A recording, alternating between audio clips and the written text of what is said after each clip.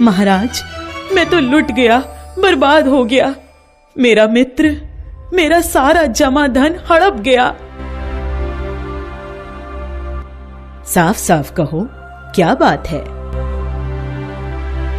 महाराज, मैं एक गरीब किसान हूँ। मेरा नाम रामदास है। कुछ समय पूर्व मैं तीर्थ यात्रा पर निकला था।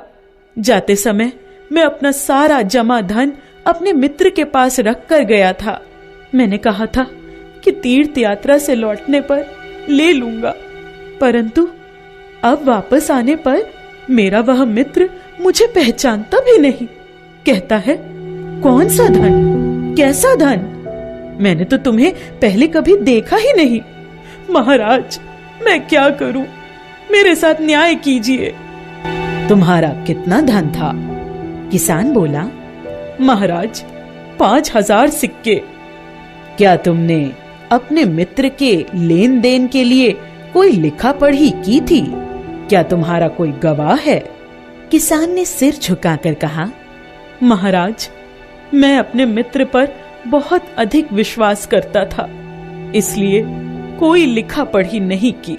मंदिर के बाहर उस स्थान पर दोपहर में कोई आता जाता भी नहीं, अतः मुझे धन देते हुए और मेरे मित्र को धन लेते हुए किसी ने भी नहीं देखा। चंद्रगुप्त ने आज्ञा दी कि किसान के मित्र को बुलाया जाए। उसका मित्र दरबार में आया। महाराज ने उससे पूछा, क्या यह किसान ठीक कह रहा है? महाराज, यह बूढ़ा आदमी झूठ बोल रहा है। मैं तो इसे जानता तक नहीं। किसी अनजान व्यक्ति का धन भला मैं अपने पास क्यों रखता, वह भी बिना किसी लिखा पढ़ी के। यह जिस मंदिर की बात कर रहा है, उस मंदिर को भी मैं नहीं जानता। फिर वहां जाने की बात तो बहुत दूर की है। महामंत्री ने उन दोनों को अगले दिन सुबह दरबार में उपस्थित होने का आदेश दिया। आप इस मुकदमे का निर्णय मुझ पर छोड़ दीजिए, मैं स्वयं न्याय करूंगा। सुबह होते ही दोनों सभा में उपस्थित हुए। दोनों ने अपनी अपनी बात दोहराई। महामंत्री ने किसान से पूछा, तुमने मंदिर के बाहर किस स्थान पर धन दिया था? वह बोला, महोदय, मंदिर के बाहर पीपल का एक पेड़ है, उसके चबूतरे पर यह बैठा था, वहीं मैंने इसे धन दिया था। धन देते हुए तुम्हें किसी ने देखा हो या न देखा हो, पेड़ ने तो अवश्य ही देखा होगा।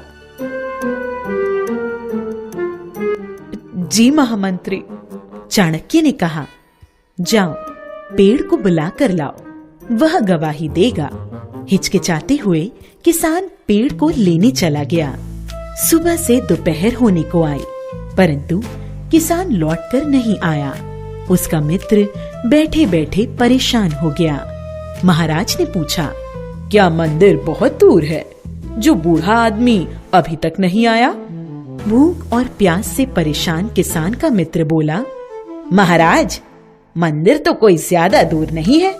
मैं इतनी देर में मंदिर तक 20 चक्कर लगा सकता था, लेकिन वह बूढ़ा आदमी गया हो तब ना। वह तो बहुत झूठा है, जरूर घर जाकर खा पीकर आराम कर रहा होगा। महामंत्री ने मुस्कुराते हुए उससे पूछा, भाई, अभी तो तुमने कहा था कि तुम तो वहां कभी गए ही नहीं, तुम अब कैसे कह रहे हो कि मंदिर पास ही है?